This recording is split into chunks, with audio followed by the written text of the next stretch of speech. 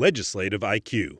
Increase your legislative intelligence with Florida's policy, budget, and campaign monitoring service. Subscribe today at legislativeiq.com.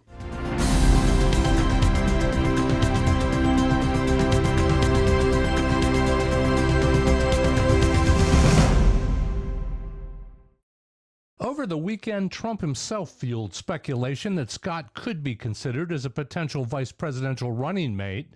Trump praised Scott in a New York Times interview, and a Washington Post story listed Scott as one of the top 5 choices Trump should consider. Scott confident Melissa Stone says it isn't going to happen. I think the governor's made it clear that he has the job he wants. He has a lot more work to do, and he's not leaving it.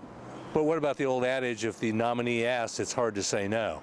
Well, the governor's a big supporter of Mr. Trump's. He's clearly the right man to turn the economy around. He would love to give him advice, just like he's done in Florida to turn the economy around, how to do that with the national economy. But he has the job he wants, and he's staying here.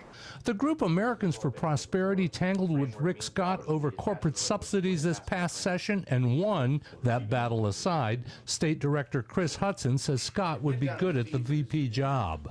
We think the governor's done a pretty dynamic job of creating a pro-jobs climate here in Florida. As Bob Graham was finishing his term as governor, the worst-kept secret here in the Capitol was that Graham wanted a seat in the U.S. Senate, but all Graham would ever say is that the best resume for the job you want is doing a good job with the job you've got. A call to the Florida Democratic Party was not returned. A spokesman has been quoted as saying, "We could not be so lucky."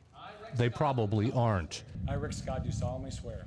Reporting from the state capitol, I'm Mike Vassalinda.